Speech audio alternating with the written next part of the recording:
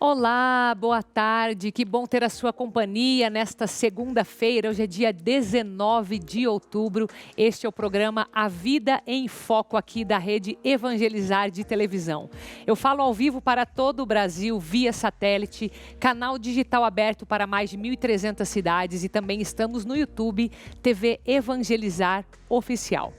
Hoje nós teremos um convidado remoto e pela internet eu vou conversar com o doutor Alceu Guérius Bittencourt. Ele é presidente nacional da ABS, Associação Brasileira de Engenharia Sanitária e Ambiental, e nós vamos conversar sobre possíveis soluções para a falta de saneamento básico no Brasil.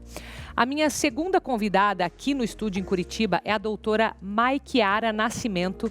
Ela é fisioterapeuta dermofuncional e nós vamos conversar hoje a respeito dos melasmas, aquelas manchinhas um pouco escuras que aparecem no rosto. Você vai ficar por dentro de como evitá-las, inclusive. Nós também vamos falar sobre uma homenagem, é claro, nós tivemos no fim de semana, no último domingo, foi o Dia dos Médicos. Então, faremos uma homenagem a esses profissionais que são de tanta importância nas nossas vidas. E ainda teremos a expectativa, né, que estamos já para o 13º Evangelizar Fortaleza, e você vai ficar sabendo de toda a programação que vai acontecer no próximo sábado. Isso e muito mais a partir de agora aqui no Vida em Foco.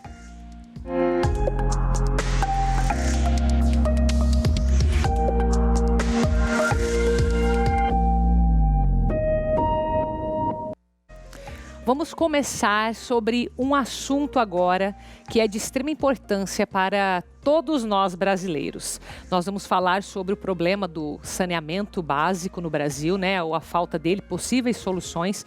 E o meu convidado, que eu falo hoje remotamente, está pela internet, é justamente o presidente da ABS, Associação Brasileira de Engenharia Sanitária e Ambiental, Dr. Alceu Guérius Bittencourt. E ele está localizado agora em São Paulo. Muito obrigada, viu, doutor Alceu, pelo seu tempo hoje. Eu que agradeço o convite. Imagina.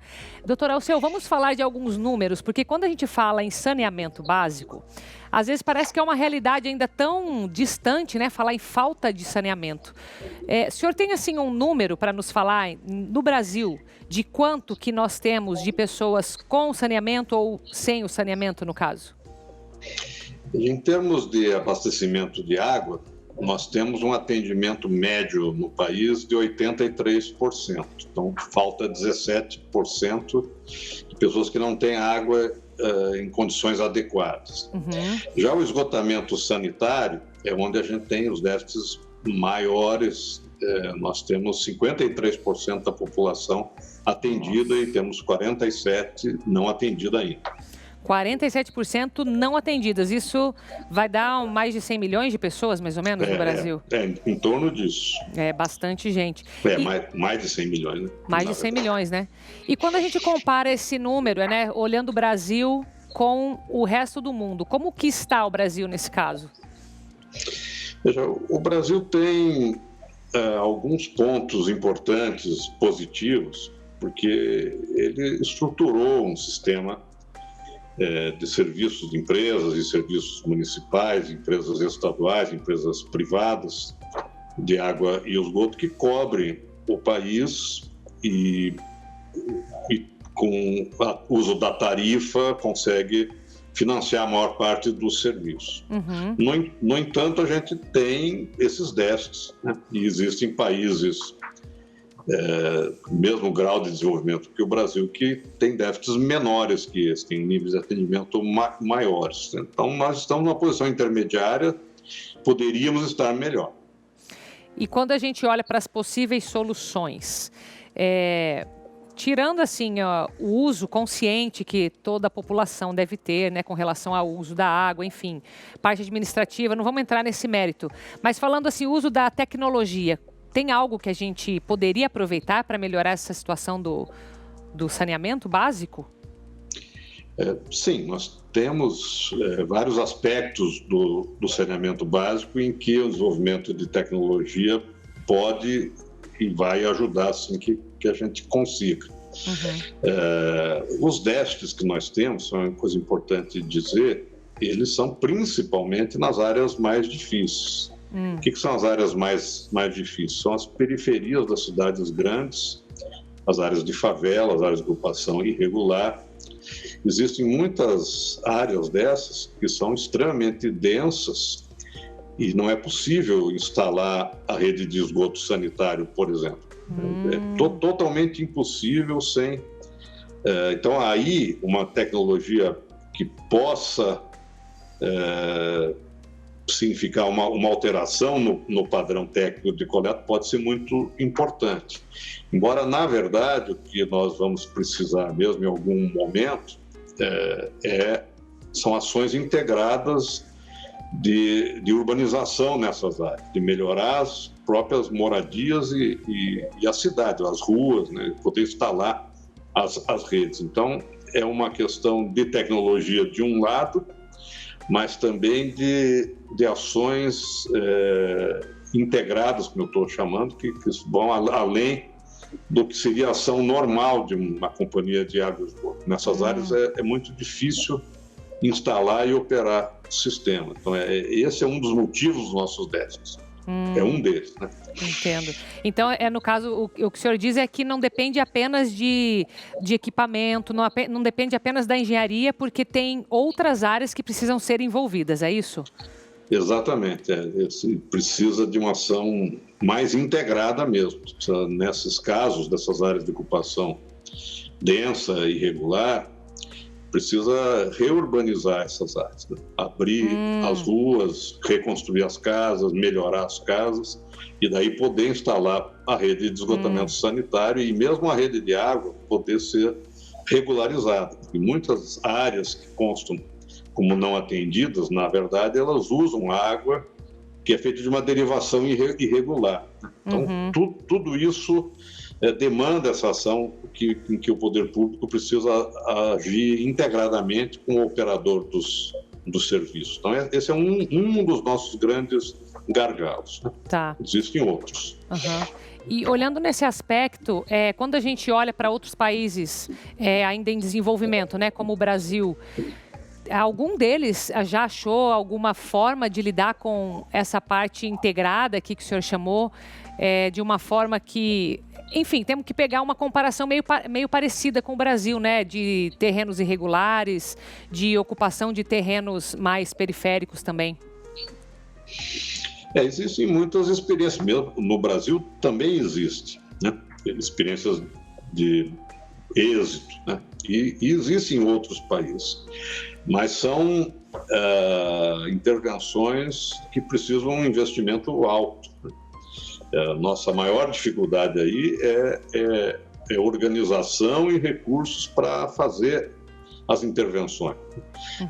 Porque não existe, assim, uma solução mágica, vamos dizer. Não existe em algum lugar, alguma coisa que você possa trazer e implantar aqui. Todas as soluções bem-sucedidas, elas passam por um trabalho com as comunidades, porque precisa envolver toda a comunidade que mora naquelas áreas, né?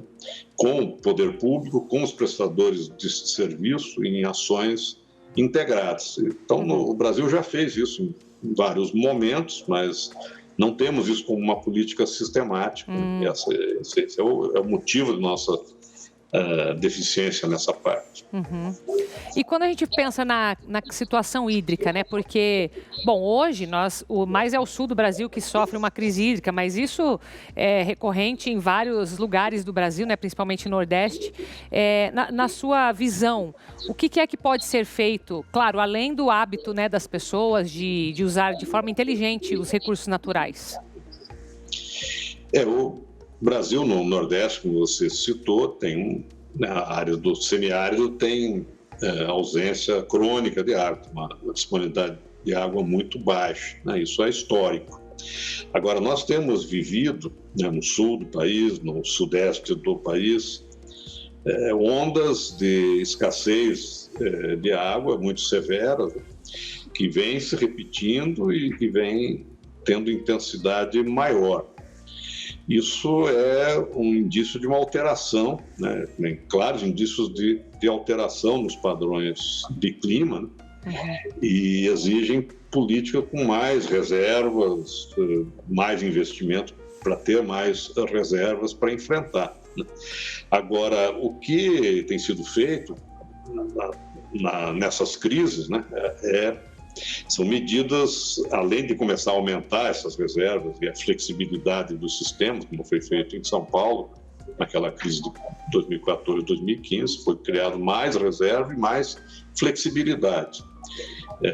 Isso é uma coisa que precisa ser feita, demanda algum tempo, mas no momento da crise, algumas coisas são possíveis de implantar rapidamente, outras demoram mais tempo. Então tem que tomar medidas emergenciais que podem chegar até ao rodízio, né, em que acaba se impondo uma redução de consumo por meio de rodízio. Existem outras formas, como também foi feito em São Paulo, com a redução das pressões na rede, porque as pressões aumentam as perdas de água. Então, uma ação dirigida para reduzir pressões, especialmente à noite, em que a pressão fica muito alta e o vazamento aumenta, isso é uma coisa para ser feita no momento de crise. Uma outra coisa, como foi feito em São Paulo, está sendo feito no Paraná, é usar sistemas que estivessem até desativados, mas que podem ser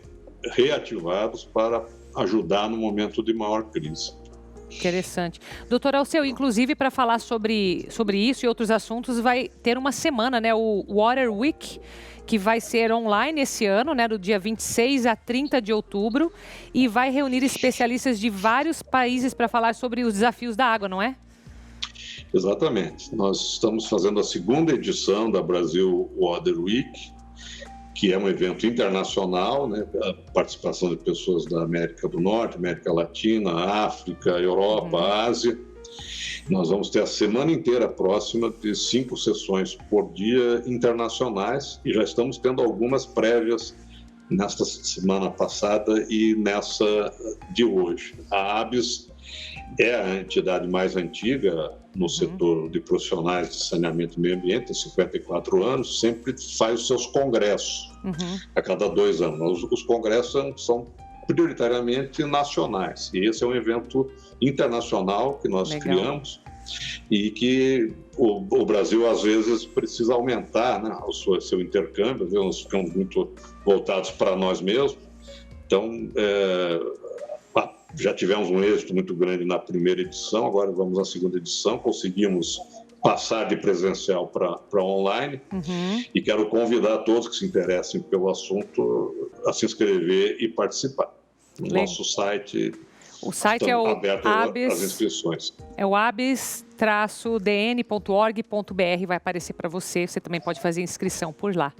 Muito obrigada, viu, doutor Alceu? Foi um prazer. Eu agradeço muito a oportunidade, ficamos à disposição sempre. Abraço. Até logo.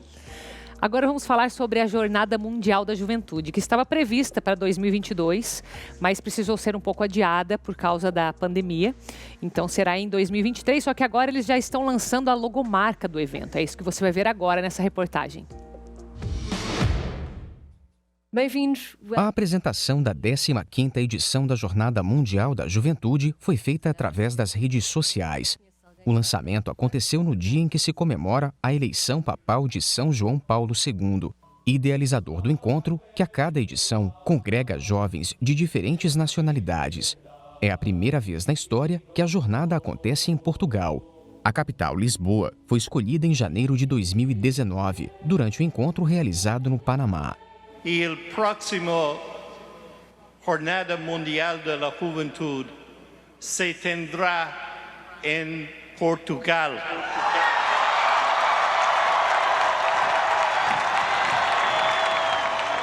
O evento estava programado para acontecer em 2022, mas devido à pandemia de coronavírus, acabou sendo adiado para o ano seguinte. Até porque a jornada está ligada a outros acontecimentos mundiais, como a Jornada Mundial da Família, que estava marcada, está, para Roma, mas era em 2021 e que teve que ser adiada, pelas mesmas razões, para 2022. Recém-divulgado pela organização, o logotipo da Jornada 2023 foi inspirado no tema escolhido pelo Papa Francisco, que diz: Maria levantou-se e partiu apressadamente. A proposta vencedora foi escolhida a partir de um concurso promovido pelo comitê organizador local, que recebeu inscrições de candidatos de 30 países. Foi o Dicastério para os Leigos, Família e Vida quem selecionou a proposta vencedora dentre as 3 finalistas. A logomarca foi criada pela jovem portuguesa Beatriz Antunes e é repleta de significados. Eu primeiro fiz uma análise dos logos das edições anteriores. Comecei pela cruz, foi o central, foi de onde tudo partiu. Depois percebemos que o terço era um elemento que fazia sentido, mas houve vários exercícios para perceber como é que este terço podia entrar, visto que já tínhamos uma estrutura de cruz muito presente. Até chegarmos ao resultado final, com estas cores de Portugal. Existe o rosto de Maria e é também atravessado pelo Espírito Santo, que é quem nos ilumina e nos dá a direção. Segundo os organizadores, os preparativos para o evento propriamente dito começam já nos próximos meses. Para acompanhar cada detalhe, basta acessar o site oficial do evento, que já está no ar. A Jornada Mundial da Juventude foi instituída em 1985, um momento que, ano após ano, se consolida como sinônimo de confraternização e partilha para milhões de jovens do mundo todo. Agradecer o nosso correspondente que está lá na Europa, o Gilcinei Cardoso, por trazer essas informações. Tão bom, né? A gente vê assim, parece que está logo aí já, tudo voltando ao normal e saber assim da Jornada Mundial é um passo para isso também, né? Vamos fazer um intervalo rápido. Na volta, nós vamos falar sobre o melasma, aquelas manchinhas que aparecem no rosto. E a minha convidada é a doutora Maikiara Nascimento, que já está aqui no estúdio comigo. E eu não esqueci da nossa receita não, viu? Hoje é um doce de coco que você vai aprender e que você não pode perder. Então, toma uma aguinha e volte comigo.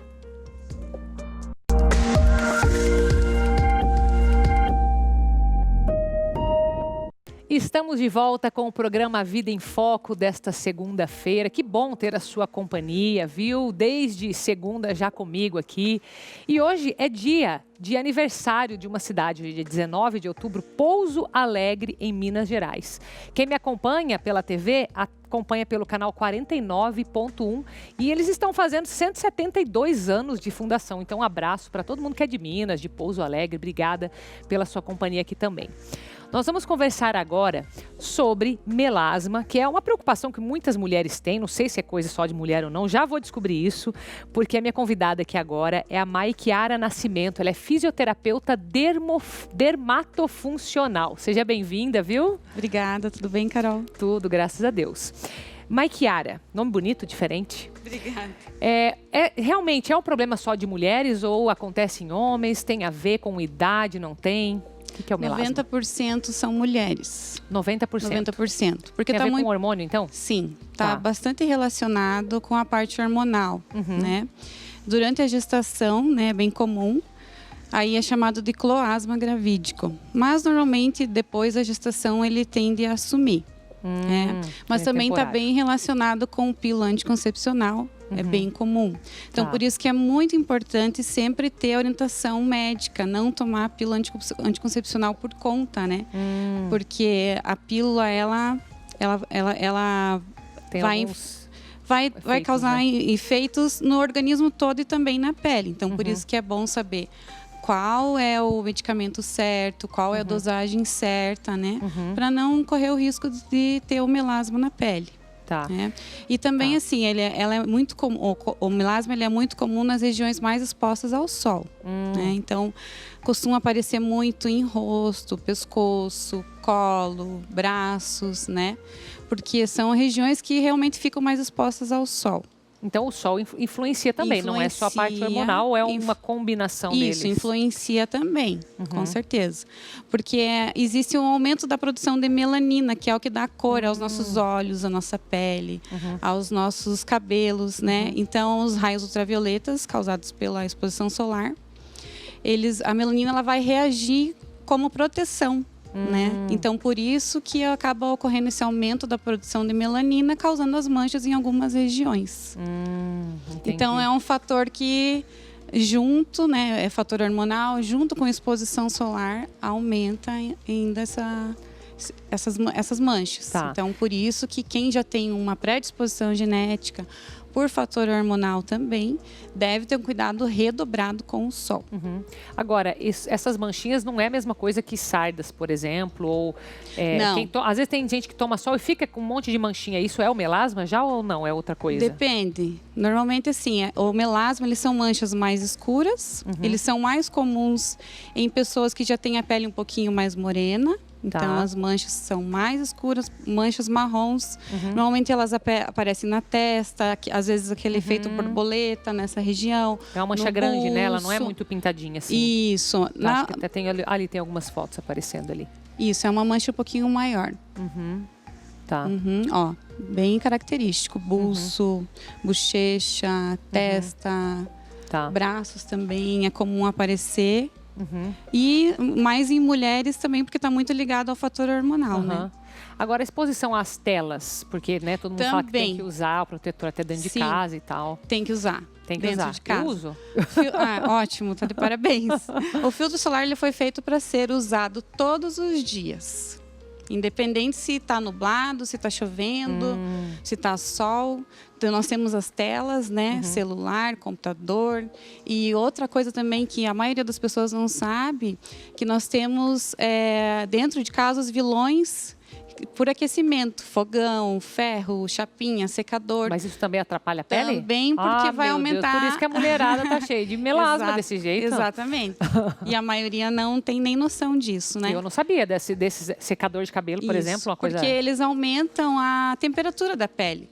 Aumentando a temperatura da pele, aumenta o pigmento. Exatamente. Então, filtro solar sempre, independente do dia, né? Se estiver ensolarado ou não, porque os raios ultravioletas eles ultrapassam, né, as nuvens. Tá. E nós temos a todo momento as lâmpadas, né? Também, né? De computador, de celular, então chapinha, secador, fogão, a todo momento. Agora, e tratamento? Ele é possível de tirar essas manchas ou é só uma redução? O melasma ele não tem cura, mas ele tem controle. Tá. Então, existem vários tipos de tratamento hoje. Tá? Então, nós temos alguns tipos de laser de baixa frequência, baixa intensidade. Temos peelings químicos, né? Tem o microagulhamento. Tudo isso ajuda a tirar? Tudo isso ajuda, né? Junto com o home care, né? Um produtinho que você vai usar em casa. Mas o melhor amigo do melasma é o filtro solar. Que daí é o preventivo, então, quem já tem é preventivo. E se a pessoa fizer um uso correto do protetor, ele já vai diminuir em 30%. Nossa, 30%? Mesmo se a pessoa já tiver o melasma, começar a usar o protetor. Exatamente. Interessante, hein? Se tiver o cuidado redobrado, já vai reduzir em 30%. Então, associado a algum procedimento, mais algum outro produtinho, home care, né? Os clareadores que a gente indica passar em casa. Então, o resultado vai ser muito bom. Legal. Agora, tem algum efeito colateral a cura, né? O tratamento dele. É igual você falou, o peeling químico? Sim, o que pode acontecer laser, né? alguma descamação, alguma ardênciazinha, mas isso é só momentâneo durante o tratamento. Não tem nada de efeito colateral. Qualquer assim, pessoa pode fazer. Intenso. E idade? Tem idade mínima? Porque eu sei que tem muita menina nova que gosta de fazer essas coisas, né? O melasma, ele normalmente acomete mulheres, maioria mulheres, né? 10% somente são homens, entre 20 e 50 anos. Ele é mais comum nessa idade, né? Então, normalmente, ele vai começar a aparecer a partir dos 20 anos. Aí já pode começar a fazer o tratamento, sim. Quanto mais cedo o tratamento, melhor o resultado. Tá, melhor. E agora que a gente está entrando numa fase mais quente do ano, né? Até aqui no sul a gente está com calor. Tem alguma... Sim. Fora o protetor que você já enfatizou, tem que passar até dentro de casa, né? Tem algo mais que a gente possa fazer? Hidratação, água no rosto, não sei. Tem uma diquinha bacana para quem vai à praia, porque assim, você tem melasma, você não vai deixar de viver, né? Não, claro que não. Então, você vai para a praia, você vai para a piscina, então muito filtro solar, repassar a cada 2 horas, né? Temos os protetores, as barreiras físicas que a gente fala. Que é o pó, né? O chapéu, o óculos, camisetas, roupas, né? Com proteção ultravioleta, tem tudo isso. Mas tem uma diquinha bem bacana também, o passar gelo na região das manchas. Nossa, juro que eu pensei, porque você falou do calor, eu falei, será que você passa gelo ou ir para o meio de neve, alguma coisa? Exatamente, porque aí a melanina ela não vai ser ativada. Então, se tiver calor ali, mesmo que você cuide com filtro solar, com chapéu, com óculos, tudo, ela vai ter o aquecimento, né, do local que você está. Então, vai aumentar a produção de melanina. Então, se cada pouco você ir ali, colocar um gelinho, não deixar aquela região esquentar, né? Então, aí a melanina ela não vai ser ativada e vai ter o controle maior dessa mancha. Que legal. E hidratação ajuda ou não? Sim, com certeza. Ajuda. Hidratação também. Hidratação, tanto usar algum produtinho bacana, né?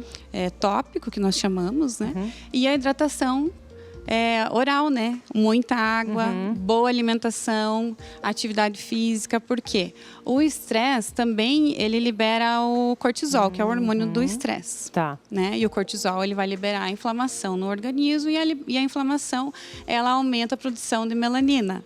E aumenta as manchas, né? Aumenta o melasma. Então tudo também influencia tentar mesmo. Tudo influencia. Então, você tendo uma boa alimentação, uma atividade física.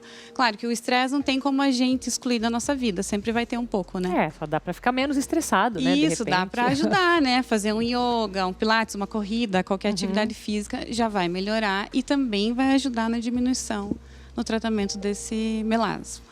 Que legal. Muito bacana, viu? Tem alguma outra dica que eu não te perguntei que você queira deixar? Então, acho que acredito que eu passei as dicas mais importantes. Deixar o seu contato. Você está no Instagram, maikiara.dermatofuncional, e também tem um e-mail aqui, mai_kiara@hotmail.com, tá aparecendo para você ali no GC. Isso mesmo. Ótimo, muito obrigada, viu, pela tua participação aqui hoje, convite. Viu? Obrigada. Obrigada. E você, está na expectativa ou não? Porque eu estou super na expectativa que sábado já vai vir, já está aí, gente, o 13º Evangelizar Fortaleza, que esse ano vai ser totalmente diferente. Vai ser online, via TV, enfim, a gente vai conseguir atingir muito mais pessoas, muito mais do que os 2 milhões que a gente já teve na praia lá de Fortaleza, coisa mais linda que você vai ver agora nesse VT. Um dos eventos mais aguardados do ano está chegando. Queridos filhos e filhas, está chegando a 13ª edição do Evangelizar é Preciso Fortaleza. Será no sábado, dia 24 de outubro. O Evangelizar é Preciso Fortaleza já faz parte do calendário oficial do estado do Ceará e todos os anos atrai milhares de fiéis. Só que desta vez, em sua 13ª edição, ele vai ser diferente. Por causa da pandemia do novo coronavírus, o evento será online. Conversamos com o Padre Francisco, que é vigário episcopal da Arquidiocese de Fortaleza e já participou de várias edições. A expectativa dele para este ano não poderia ser melhor. Mesmo diante de catástrofe, de dificuldade, a igreja está presente, leva a palavra e o anúncio da boa nova de Jesus, essa esperança que não pode morrer. Então eu acredito que vai dar um pouquinho de trabalho, mas pela perspectiva eu estou com a esperança que vai ser um dos melhores. Dom Rosalvo, bispo nomeado da Arquidiocese de Itapipoca, no Ceará, também participou várias vezes do evento e sabe a força que ele tem. Aonde a gente não consegue chegar, o Padre Reginaldo chega com a sua mensagem. Né? Isso vai mostrar que realmente evangelizar é preciso. Então, eu recebi com alegria, participei de várias, tive a oportunidade de presidir alguma celebração no Evangelizar. Eu só tenho que agradecer a Deus, né? Esse homem de Deus que transmite, consegue arrebanhar multidões, mas dentro dessa sensibilidade mesmo do Evangelho, procurando tocar o coração das pessoas com a palavra de Jesus Cristo. Isso é que é mais importante. A pessoa acolher essa palavra e saber que essa palavra pode transformar a sua vida. Eu percebo principalmente muitas pessoas que dizem assim, poxa, mas eu participei do evento já há 12 anos, nunca perdi um evento. Nesse ano, essas pessoas não se sentirão órfãos. É diferente, não tem aquela multidão na praia de Iracema, mas as pessoas vão poder acompanhar em casa, e em casa as pessoas vão se sentir abraçadas, vão se sentir cuidadas e vão sentir assim, Deus tem cuidado de mim, independente de qualquer coisa. Com o tema Deus provê, Deus proverá, o Evangelizar Fortaleza clamará pelo fim da pandemia em todo o mundo e pelas intenções de cada um. Deus provê tanto na questão da saúde, né, que nós estamos aí buscando, uma cura, né, uma vacina, mas Deus também provê diante de tantos desempregados. Deus provê diante de tantas famílias que precisam ser consoladas porque perderam os seus entes queridos. Deus proverá diante de tantas empresas que fecharam as suas portas. Na programação, terço, Santa Missa e adoração ao Santíssimo Sacramento com o Padre Reginaldo Manzotti. Terá ainda um show muito especial em homenagem às vítimas da Covid-19. O Evangelizar é Preciso Fortaleza será realizado no dia 24 de outubro, a partir das 3 horas da tarde, com transmissão para todo o Brasil pela TV Evangelizar. Emoção, louvor e fé não vão faltar. Você, da sala da sua casa, e eu aqui, na sede da obra Evangelizar é Preciso. Espero por vocês. Evangelizar é preciso. Então fica o nosso convite aqui em nome de toda a obra Evangelizar é Preciso, em nome da TV Evangelizar, em nome da Rádio Evangelizar, para que você acompanhe, porque realmente vai ser diferente, mas pela primeira vez nós vamos conseguir entrar em muito mais lares este ano. Então vai ser transmitido por aqui, via Curitiba, para todo o Brasil, lá em Fortaleza também vai ser transmitido pela Jangadeiro, então você vai ter essa oportunidade esse ano e eu sei que vai ser de muita graça esse 13º Evangelizar Fortaleza. Então anota aí no seu calendário, dia 24 de outubro, às 15 horas, 3 da tarde, a partir aqui da Rede Evangelizar de televisão. Agora nós vamos, que tal um docinho de coco para você adoçar essa sua tarde aí de segunda-feira para ficar mais deliciosa. Então vamos já prestar atenção nessa receitinha. Olá, tudo bem com vocês? Vamos hoje fazer uma receitinha extremamente prática. É um doce de coco que qualquer pessoa pode fazer. Você em casa, tem filho pequeno? Põe o filho na cozinha. A filha de pequenininha vai começar a aprender. Vamos lá, vamos aos ingredientes dessa receita. Leite condensado, uma caixinha. Aqui nós temos uma garrafinha de leite de coco, uma caixinha de creme de leite, um pacotinho, pode ser o de 50 gramas de coco ralado, a gelatina sem sabor, aquela incolor, e a água para a gente poder hidratar essa gelatina. Vamos começar então? Venha comigo. Vamos começar hidratando essa gelatina com um pouquinho só de água. Não existe uma medida muito correta. Veja bem aqui. Isso aqui já é suficiente de água para a nossa receita. A menos que você queira que esse doce fique mais mole, mais de colher. A minha intenção aqui hoje com vocês é fazer que esse doce seja em ponto de corte. Então vamos lá. Pegue o seu leite condensado. Vamos colocar aqui. Ok. Vamos acrescentar todos os ingredientes. Não existe uma sequência lógica, tá? Agora eu estou colocando o creme de leite. Leite de coco. Muito bem, raspamos bem bonitinho. Agora vamos dar uma mexidinha.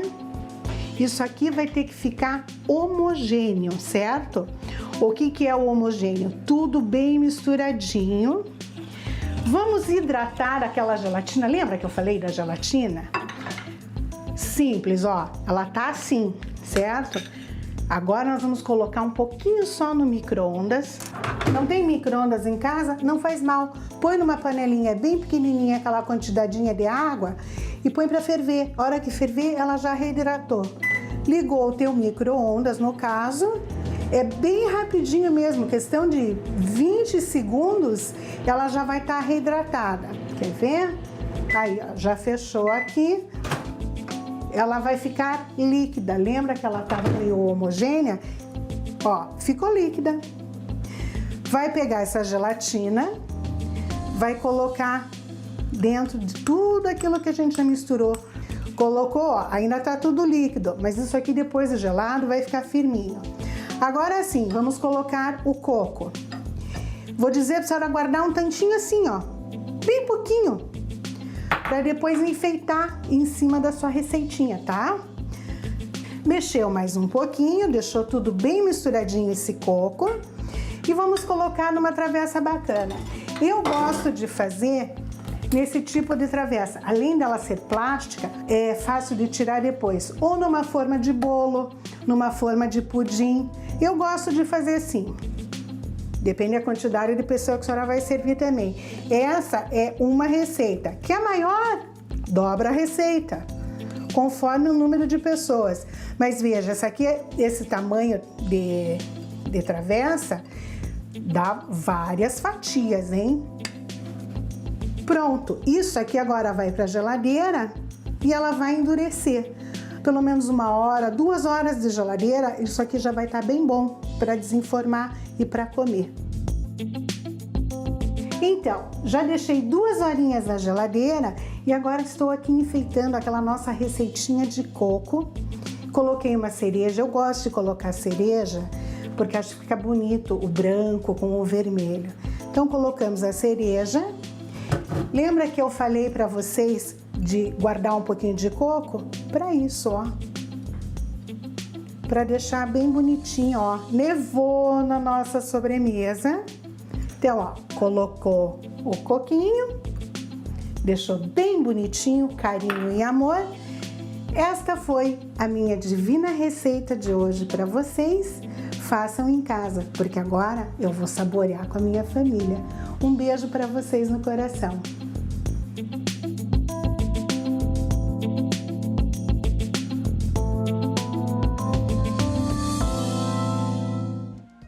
Receita super fácil para você fazer numa segunda-feira, né? Mas você ainda pode rever essa e todas as outras aqui no nosso canal TV Evangelizar Oficial.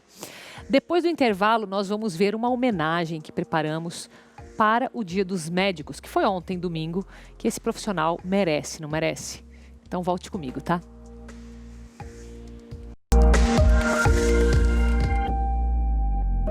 Estamos de volta com o programa Vida em Foco desta segunda-feira. Hoje é dia 19 de outubro. Muito alegre em estar aqui com você todas as tardes. Eu sou Carol Tormena, fico aqui fazendo companhia de segunda a sexta-feira para você, trazendo muita informação de qualidade. E olha só, ontem foi domingo, eu não estava aqui, mas foi dia do médico, dia 18 de outubro. E essa é uma data que a gente sempre levou a nossa homenagem, né? Só que eu acredito que este ano realmente é um ano muito especial para os médicos. Então, assim, não é simplesmente uma homenagem, eu acho que é uma gratidão de todos os brasileiros que a gente expressou aqui nessa homenagem, porque de fato é uma batalha diária que eles estão enfrentando, muitos perdendo a família, muitos tendo que levar força para as pessoas que perderam entes queridos e até para as pessoas que estão adoentadas, muitos às vezes até com medo de tudo isso que está acontecendo. Então é muito mais do que uma homenagem, é o nosso mais sincero muito obrigado a todos os profissionais. Vamos ver. Você tem que dar a notícia para a família que ele perdeu o pai, que ele perdeu o filho, a esposa. Chegar para um familiar e falar, olha, você não pode ver seu pai que está falecendo. Essa parte que foi muito dura esse ano. Eu decidi naquele dia que eu queria fazer a mesma coisa que o médico que operou meu irmão fez e queria ser aquela luz, né, na vida das outras pessoas, assim. Num ano difícil para todo mundo, quem lutou na linha de frente conheceu de perto o lado mais sombrio de 2020. Você viu muita gente morrer? Vi. Muita gente. Muito mais do que a gente estava acostumado antes do Covid. Estamos cansados. Médicos exaustos, técnicos, enfermeiros exaustos por sobrecarga, porque enquanto a sociedade toda parou, entre aspas, para ficar em casa, né? E é cansativo ficar em casa, eu sei que é. A gente ficou dando couro aqui. Danilo Pompermayer é médico intensivista. Há anos à frente da UTI de um dos maiores hospitais de Curitiba, ele lida com a morte todos os dias. Missão que, apesar de toda a experiência, ainda é difícil de desempenhar. O médico intensivista é um médico especialista no paciente grave. Médico especializado em doentes dentro da unidade de terapia intensiva. Então, basicamente, é um médico que fica sempre na UTI, cuidando dos doentes mais graves do hospital. A nossa equipe não tem autorização para entrar, mas é a partir dessas portas de vidro que muitos pacientes vivem seus últimos momentos de vida. Para um médico intensivista, a morte pode até fazer parte da rotina, mas por trás de cada paciente, uma história, família, amigos. Todo médico sabe disso. O nosso problema, que eu acho que aí mora a diferença, é que a gente tem que falar com as famílias. Você tem que dar a notícia para a família que ele perdeu o pai, que ele perdeu o filho, a esposa. Chegar para um familiar e falar, olha, você não pode ver seu pai que está falecendo. Então, essa parte que foi muito dura esse ano. O que eu costumo falar para as pessoas é que o paciente descansou. Que ele estava sofrendo, que ele estava numa luta e, infelizmente, não conseguiu vencer essa luta e descansou. Descanso que não identificamos nos olhos cansados do médico, que nem quando está em casa consegue se desligar da rotina na UTI. Tem dias que eu fico aqui 12 horas, tem dias que eu fico 30, 36, 48, então é variável. Eu tenho que almoçar a hora que eu olho meus doentes, dou uma olhada na UTI, puxa vida, tá calmo, posso gastar uma meia horinha ali para parar e comer, mas também como daí na UTI, né? Não posso sair da UTI. Der um tempinho ali para dar uma sonequinha de 40 minutos, uma hora, que bom. Senão a gente passa acordado também. E isso acaba impactando também no sono em casa. Né? Em casa eu não consigo dormir muito mais do que 4 horas. A rotina que nos soa exaustiva não é, porém, só sacrifícios. Se há beleza no caos, Danilo é um dos que sabe encontrá-la. Tem coisas que me marcam pessoalmente muito na UTI. As pessoas parecem que estão esperando alguém vir visitar, sabe? Para descansar, já que a gente falou em descansar mais cedo. Isso eu vivenciei muitas vezes na minha vida. Assim, um paciente que está ali grave, a gente achando que vai falecer e o paciente não descansa. Aí a hora que vem aquele filho que mora na Alemanha, não sei quem, que mora não sei aonde, vem aqui, dá 10 minutos e ele descansa.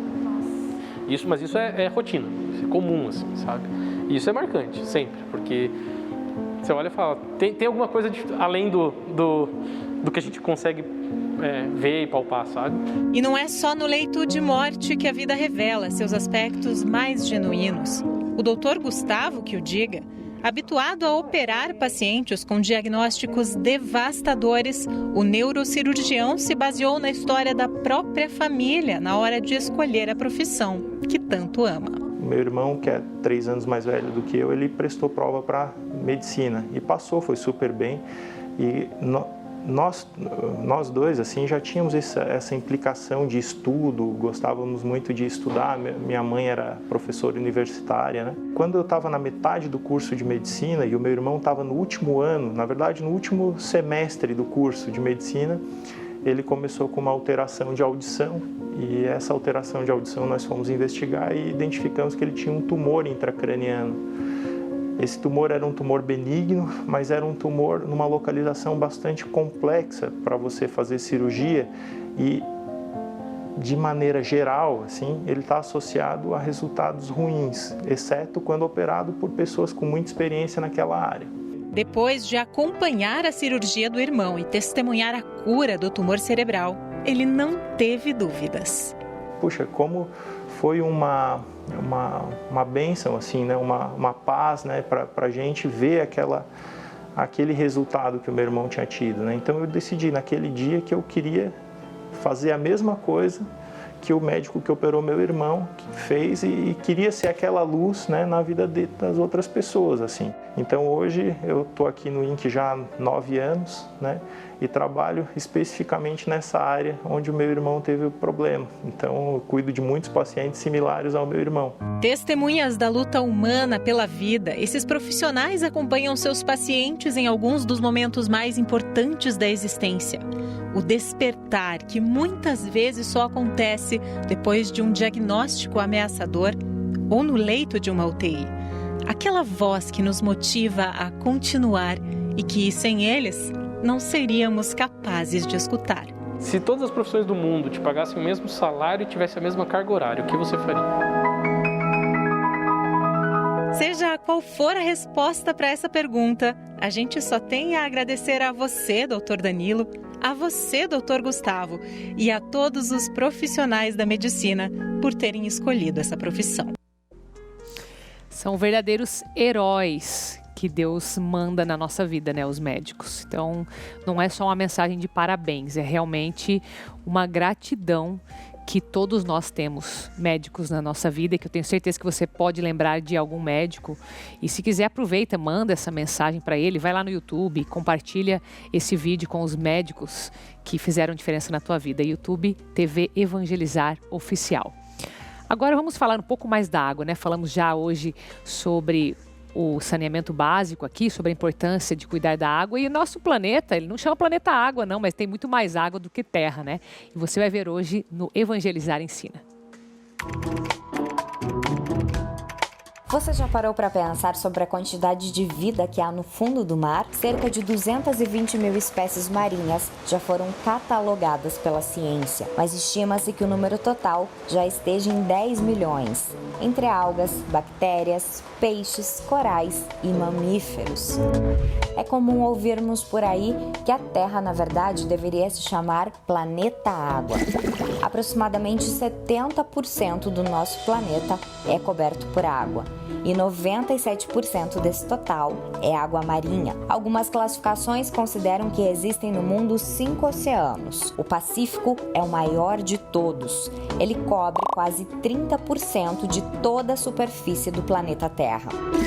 Você já ouviu falar sobre a Fossa das Marianas? Esse local é considerado o ponto mais profundo dos oceanos. A profundidade é de 11 quilômetros. Para você ter uma noção, o Monte Everest poderia ser colocado lá dentro e ainda sobrariam 2 quilômetros de espaço. Apenas 3 vezes na história, humanos se arriscaram em explorar esse local. A primeira vez foi no ano de 1960.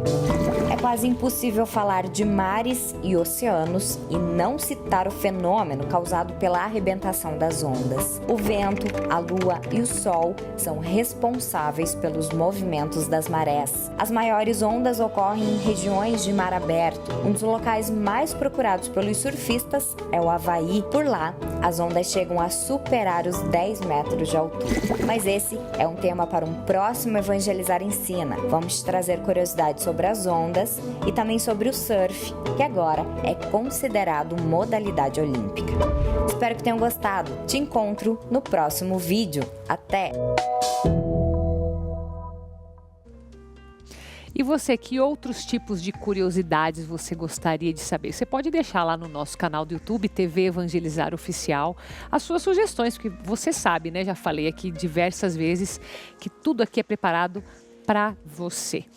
Então, por isso, entre lá, deixe seu comentário e eu vou me despedindo hoje. Agora você continua na programação da TV Evangelizar. Você fica agora com Fé Venceremos. Eu volto amanhã, que é terça-feira, no horário de sempre, às 3h30 da tarde. Fica com Deus, um beijo, até amanhã.